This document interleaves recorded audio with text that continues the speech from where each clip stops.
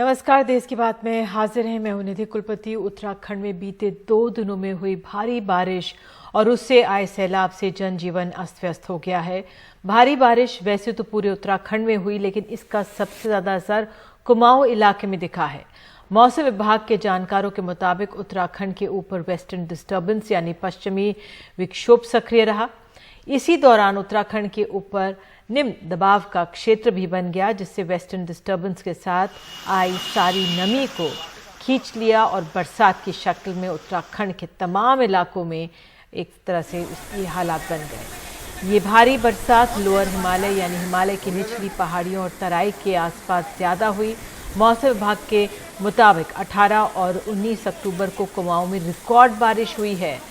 पंतनगर में 403.2 millimetre record बारिश दर्ज की गई, जबकि इससे पहले सबसे अधिक बारिश का रिकॉर्ड 228 मिलीमीटर था, जो 10 जुलाई 2090 को हुआ। मुक्तेश्वर में भी 340.8 मिलीमीटर का रिकॉर्ड बारिश दर्ज हुई है। यहां इससे पहले एक दिन में बारिश का रिकॉर्ड 254.5 मिलीमीटर था, जो 18 सितंबर 2014 को दर्ज की गई थी। तो इस तरह से भारी बारिश हो रही है। हमारे सहयोगी हिमांशु शेखर हमारे साथ मौजूद हैं, जो लगातार मौसम विभाग से संपर्क में हैं। हिमांशु, वाकई बहुत ही चिंताजनक स्थिति है। क्या कह रहा है मौसम विभाग आपसे? देखिए, मौसम विभाग ने जो ताजा आंकड़े जारी किए हैं उसमें ये बात साफ तौर पर सामने आई है कि कुमाऊं क्षेत्र में जितनी बारिश हुई है 18 तारीख को सुबह 8:30 बजे से 19 अक्टूबर सुबह 8:30 बजे के बीच इन 24 घंटे में इतनी बारिश पहले कभी भी इन इलाकों में रिकॉर्ड नहीं की गई है। और इसका सीधा मतलब है कि इन इलाकों में बहुत सारे लोग, विशेषकर मुक्तेश्वर में 107 साल का रिकॉर्ड टूटा है। यानी 107 साल पहले जितनी बारिश हुई थी उससे भी 31% से ज्यादा बारिश पिछले 24 घंटे में हुई। और इसका सीधा मतलब है कि वहां जो लोग रहते हैं उन्होंने इतनी बारिश अपने लाइफ टाइम में निधि कभी नहीं देखी है। और विशेषकर पंतनगर में अगर आप आंकड़ों को देखें, 78% ज्यादा बारिश रिकॉर्ड स्तर से ज्यादा हुई है। यानी 31 साल पहले जो रिकॉर्ड था वो आज टूटा है। और वहां भी लोगों ने पिछले 31 साल में इतनी बारिश नहीं देखी। और इससे आप अंदाजा लगा सकते हैं कि जो त्रासदी का स्तर है, जो आपदा है, जो प्रकोप लोगों को झेलना पड़ रहा है, उसका दायरा कितना बड़ा होगा। क्योंकि नैनीताल और आसपास के इलाकों में ये कहा जा रहा है कि वो शहर पूरी तरह से अब भी टूटा हुआ है। और बहुत सारे इलाकों में जब भी इस तरह की बड़ी आपदा आती है निधि, बहुत समय लगता है, क्योंकि जब तक जल का स्तर नीचे नहीं होता, वाटर रिसीड नहीं करेगा, तब तक जो राहत बचाव का काम है, जो कर्मी है, रिलीफ वर्कर्स हैं, एनडीआरएफ की टीमें हैं, वो उन दूर दराज के गांवों में नहीं पहुंच पाएंगी। और जब तक वो नहीं पहुंचती तब तक पूरा असेसमेंट करना भी बहुत मुश्किल होता है किसी भी सरकारी एजेंसियों के लिए। और इसलिए ये कोशिश की जा रही है अभी फिलहाल कि जल्दी से जल्दी जो जिन इलाकों में अब तक राहत बचाव का काम नहीं शुरू हो पाया, वहां पर लोगों को जल्दी से जल्दी पहुंचाया जाए। क्योंकि बारिश के जो आंकड़े अब सामने आ रहे हैं उससे निश्चित तौर पर त्रासदी का जो स्तर है वो शायद काफी ज्यादा बड़ा है जो अनुमान अब तक था सरकार। बिल्कुल हिमांशु, बहुत बहुत धन्यवाद। आप इस खबर पर लगातार जानकारी बनाए रखें, हम आपसे लेते रहेंगे आगे। तो मुक्तेश्वर में 160 साल का रिकॉर्ड टूटा है बारिश का। बहरहाल ये रिपोर्ट आपको दिखा देते हैं। एहतियातन यहाँ पर उत्तराखंड में स्कूल कॉलेज बंद कर दिए गए हैं, 4 धाम की यात्रा रोक दी गई है, साथ ही यहाँ आने वाले टूरिस्ट के लिए दिशा निर्देश जारी किए गए हैं। लगातार बारिश के बीच अलर्ट है।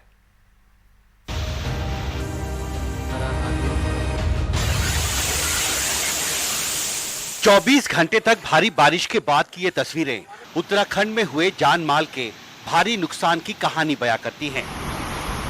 मुक्तेश्वर और नैनीताल के खैरना इलाके में घर ढह जाने से 7 लोगों की मौत हुई है।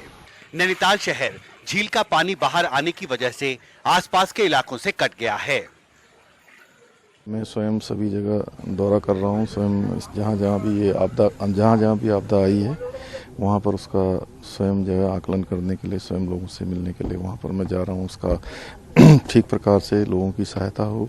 माननीय प्रधानमंत्री जी ने भी बहुत चिंता व्यक्त करी है और उन्होंने भी लगातार हर संभव मदद देने का पूरा आश्वासन हमको दिया है। और वायुसेना के 3 हेलीकॉप्टर भी यहाँ पर हम लोगों ने वहाँ से मांग करी थी, वो भी आ गए हैं, वो भी अपने काम में लग गए हैं। अभी जान माल की काफ़ी क्षति हुई है, रोड टूट गई हैं, पुल टूट गए हैं, जगह जगह पर भूस्खलन हुआ है, सड़क बह गई है। मंगलवार को प्रधानमंत्री नरेंद्र मोदी ने उत्तराखंड के मुख्यमंत्री से बात की और तबाही के बारे में जानकारी हासिल की। बाढ़ के ज्यादा असर वाले इलाकों में एनडीआरएफ की 10 टीमें स्थानीय प्रशासन के साथ मिलकर राहत और बचाव में जुटी हैं। फिलहाल 24 घंटे भारी बारिश के बाद अब बारिश कम होने का पूर्वानुमान है। आज का जो स्थिति है कि पास्ट 24 आवर्स में एक्सट्रीमली हेवी रेनफॉल रिकॉर्ड किया गया वेस्ट उत्तर प्रदेश और उत्तराखंड में, और अगले 24 घंटे के अंदर भी वेस्ट उत्तर प्रदेश और उत्तराखंड में एक्सट्रीमली हेवी रेनफॉल हो सकता है। इसलिए हमारा रेड कलर वार्निंग जारी है। मौसम विभाग ने उत्तराखंड के कुछ जिलों में 35 से 40 सेंटीमीटर तक बारिश रिकॉर्ड की है और यही वजह है कि कुछ जगहों पर बाढ़ की वजह से भारी तबाही हुई है। हालांकि जो ताज़ा सैटेलाइट इमेजेस हैं मौसम विभाग के पास, उसमें साफ तौर पर दिख रहा है कि जो उत्तराखंड के आसपास के इलाके हैं वहाँ पर जो क्लाउड मास है कल बहुत ज़्यादा था, आज वो काफ़ी कम हो चुका है और इसकी वजह से मौसम विभाग को उम्मीद है कि अगले 24 घंटे में जो बारिश की तीव्रता है वो धीरे धीरे कम होती जाएगी। मौसम विभाग ने उत्तराखंड के लिए येलो अलर्ट जारी किया है। बारिश घटने के बाद अब चुनौती बाढ़ पीड़ितों तक जरूरी राहत और बचाव सामग्री पहुंचाने की होगी। दिल्ली से हिमांशु शेखर, एनडीटीवी इंडिया। और आइए अब सीधे रुख करते हैं उत्तर प्रदेश का, और यहाँ पर चुनाव होने वाले हैं। तो यूपी विधानसभा चुनावों में कांग्रेस ने 40% टिकट महिलाओं को देने की ऐलान किया है। कांग्रेस महासचिव प्रियंका गांधी ने आज लखनऊ में ये ऐलान करते हुए कहा है कि महिलाएं ही समाज में बदलाव ला सकती हैं। इस तरफ प्रियंका जाति और धर्म में बटी यूपी की सियासत में एक नया विमर्श लेकर आई हैं। कांग्रेस के इस नए मंसूबे के लिए एक नया पोस्टर बना जिसका नारा है लड़की हूं लड़ सकती हूं। पार्टी दफ्तर में भी लड़ने को तैयार लड़कियों का हुजूम था। वे हर तरफ से चलती चली आ रही थी। आज उनका दिन था। देश की चुनावी सियासत में प्रियंका गांधी ने 27 सेकंड में उनके लिए ये सबसे बड़ा ऐलान किया। हमने तय किया है कि आने वाले विधानसभा चुनाव में उत्तर प्रदेश में कांग्रेस पार्टी 40% टिकट महिलाओं को देगी।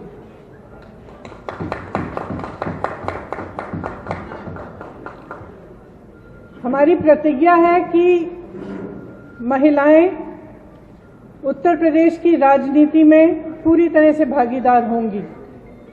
प्रियंका सियासत में सड़कों पे लड़ते हुए नजर आती हैं। कभी मिर्जापुर की किसी चौराहे पे धरने पे बैठी, कभी पुलिस के रुकावट बनने पे स्कूटी पे बैठकर अपने मंजिल पे पहुंचते, तो कभी लखीमपुर के किसानों से मिलने को पुलिस से भिड़ती हुई। वो एक लड़ती हुई लड़की का नैरेटिव गढ़ रही हैं।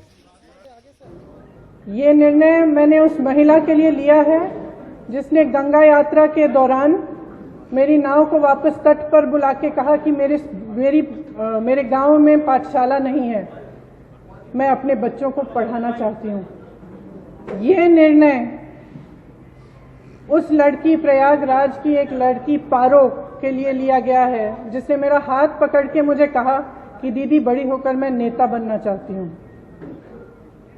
ये निर्णय उन्नाव की उस लड़की के लिए है जिसको जलाया गया, मारा गया।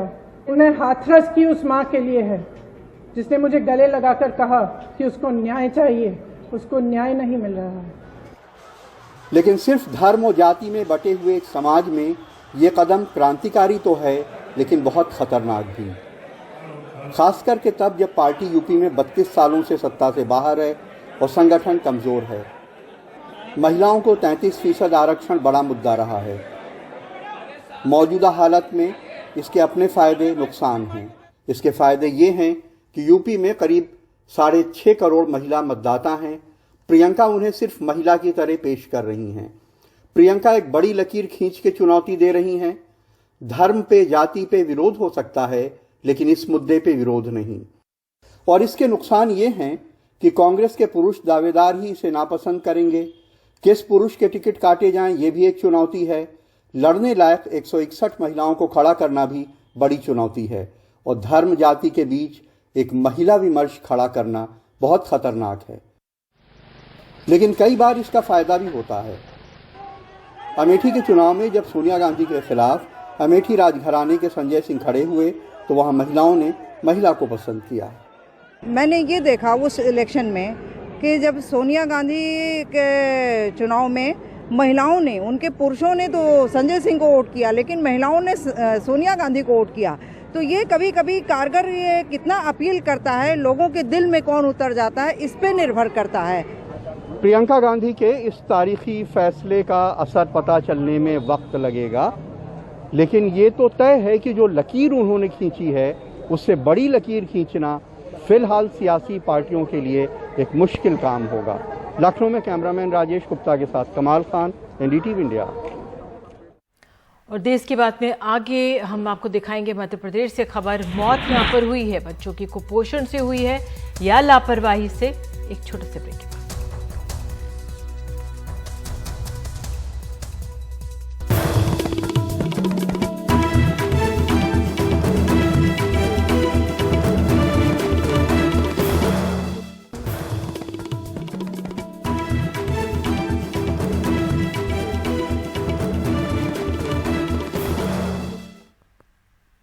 देश की बात में खबर है अब मध्य प्रदेश से। पिछले हफ्ते खबर आई कि भारत ग्लोबल हंगर इंडेक्स में 94वें स्थान से फिसलकर 101वें स्थान पर पहुंच गया है। हो हल्ला मचा, सरकार की सफाई आ गई, आंकड़े जमा करने के तरीके पर सवाल उठे। ग्लोबल हंगर इंडेक्स का कहना है कि FAO के जिस टेलीफोन पोल का हवाला देकर रिपोर्ट पर सवाल उठाए गए हैं, उसका इस्तेमाल रिपोर्ट में हुआ ही नहीं। इन सबके बीच मध्य प्रदेश में आई है एक रिपोर्ट जहां हफ्ते भर में 2 बच्चों की कुपोषण से मौत हुई है। वैसे सरकारी किताबों में इसको भी लापरवाही में रखा गया है।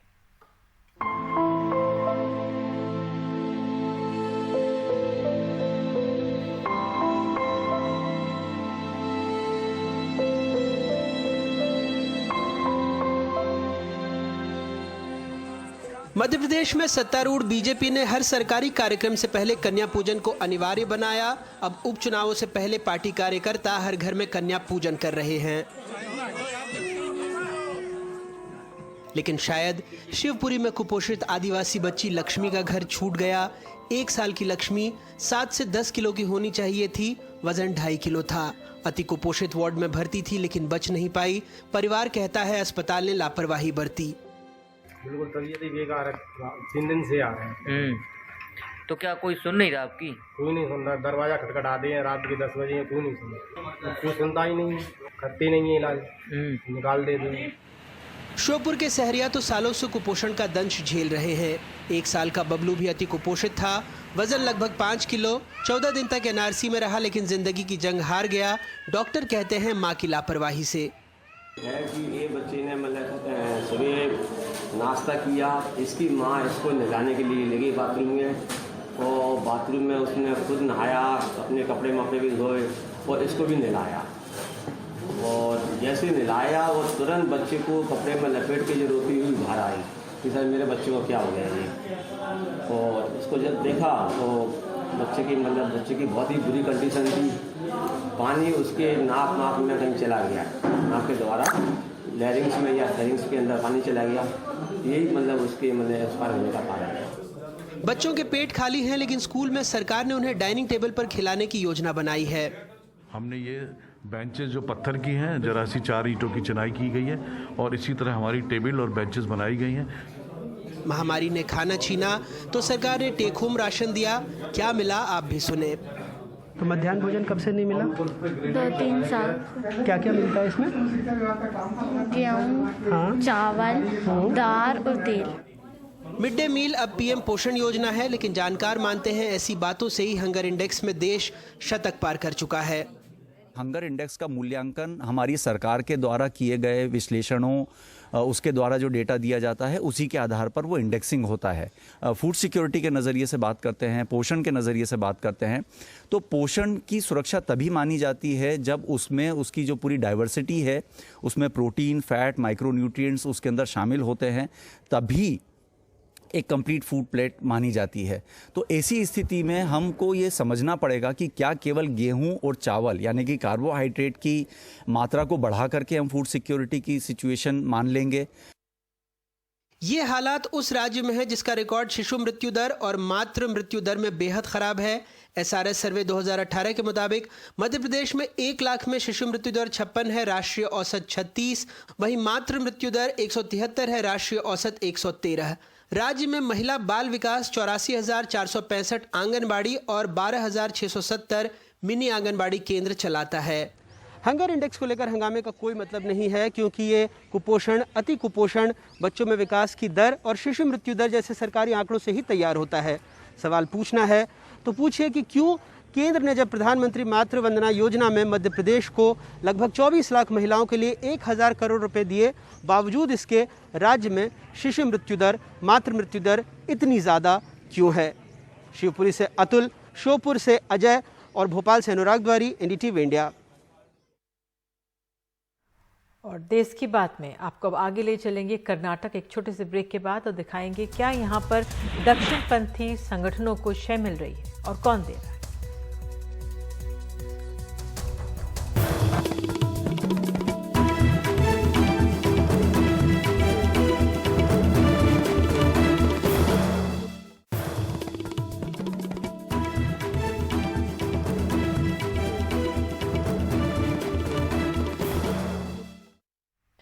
देश की बात में खबर कर्नाटक से। यहाँ एक चर्च में घुसकर VHP और बजरंग दल के लोगों ने भजन गाया है। कहा यह भी जा रहा है कि राम सेना ने एक मस्जिद गिराने की बात कही। अब सरकार पर आरोप लग रहा है कि वो दक्षिणपंथी संगठन के इस आक्रामक उभार को शय दे रही है। कभी मैंगलुरु में पब में घुसकर लड़कियों पर हमले के लिए बदनाम हुई श्री राम सेना अब गौ रक्षा भी करेगी, लव जिहाद भी रोकेगी और धर्मांतरण भी। लेकिन फिलहाल वो एक मस्जिद गिराकर मंदिर बनाने का ऐलान कर रही है। ये रविवार की बात है। हम एक नया अभियान चलाएंगे। गदग जामा मस्जिद को तोड़कर वहां वेंकटेश्वरा मंदिर बनाएंगे।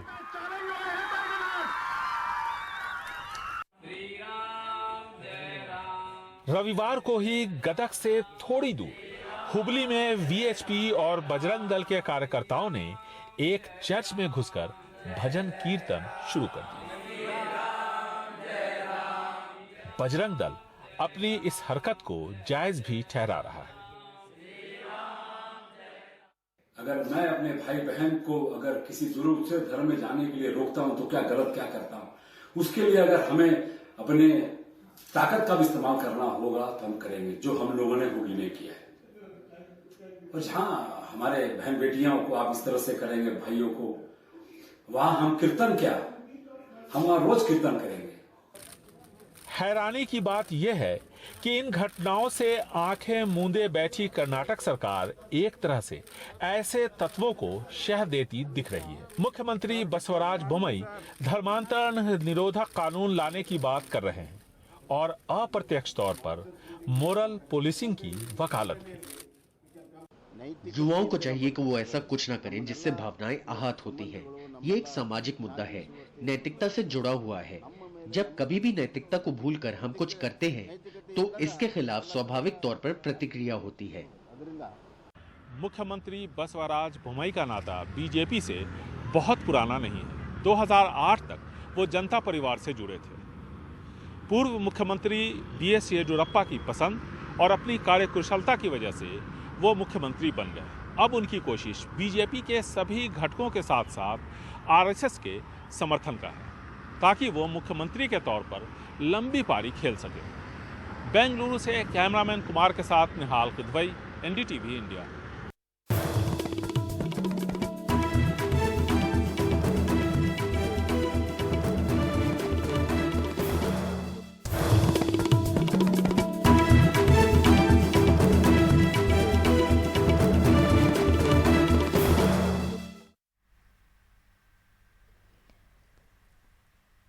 मध्य प्रदेश के धार में ईद मिलादुन्नबी के मौके पर निकल रहे जुलूस को लेकर हंगामा हुआ है।